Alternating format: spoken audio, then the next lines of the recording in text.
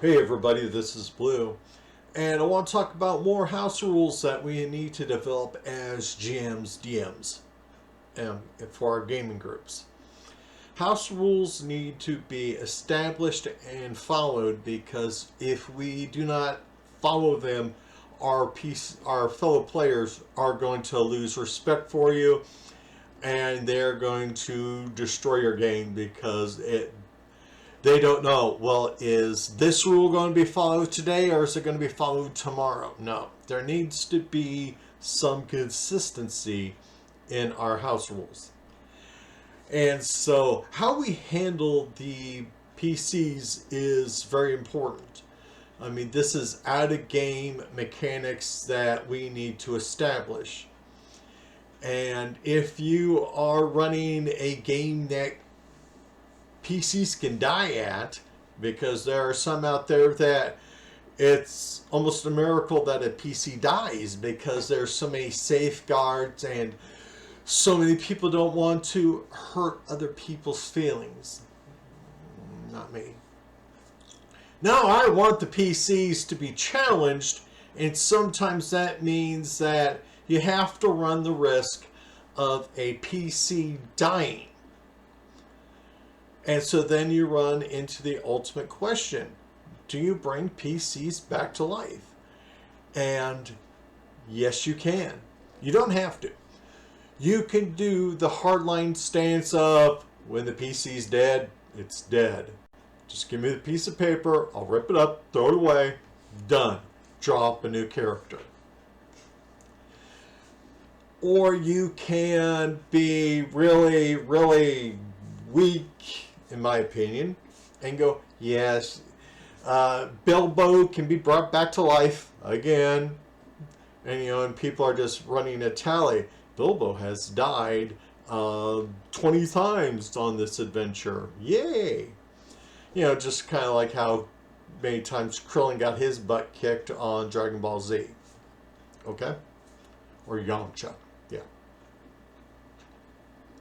For me, I have brought characters back to life, but there are standards that have to be done.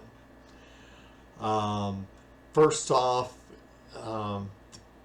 the player has to convince me, and sometimes this is an out of the role playing game. This is hey, real life, this PC, I've had it for 4 sessions.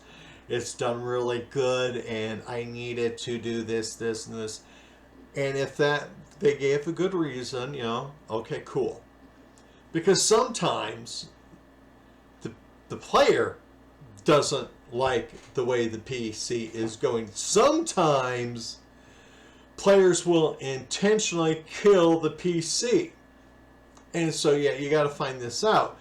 How invested they are on this character.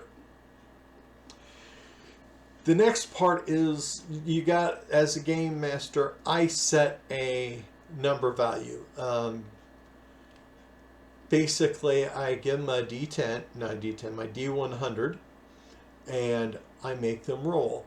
And I will give them a numeric value, and they have to just roll above it. You could be it depends, on the campaign, how severe it is, what are all the outside forces in the game that are affecting everything.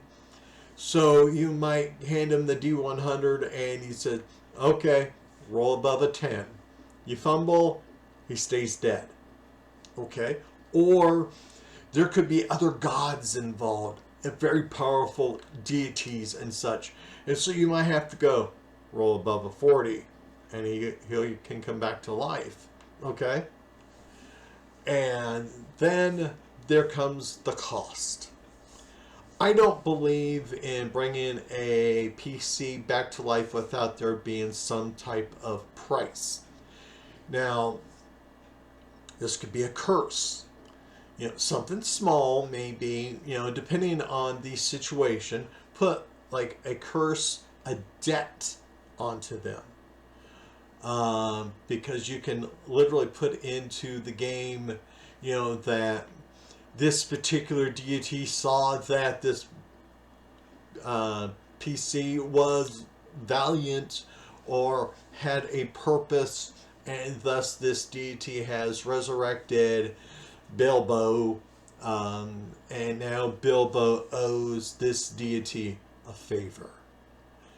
And so Bilbo would then have to perform a side quest or to do something to repay his debt. And the deity could even give him a time limit, and basically go and tell Bilbo that he has one cycle of the moon, 28 days. And Bilbo must go to this village and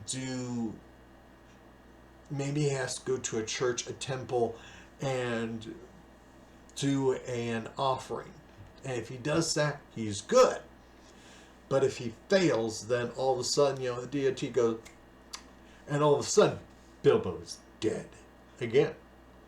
And this time he won't be able to be brought back to life. Now, generally, for me, I demand a level of experience. So if the person that died, in this case we're talking about Bilbo could be like a level 8 whatever. If he's brought back to life, he is now a level 7 whatever. He loses one level of experience. Being brought back to life should come with a cost. Not gold pieces like they do in, I believe, a majority of the D&D and some other games. No. I want it to be a very personal thing, so experience, a curse, a quest comes with being brought back to life. There is one exception to the rule. This is something that I believe in and I enforce without question.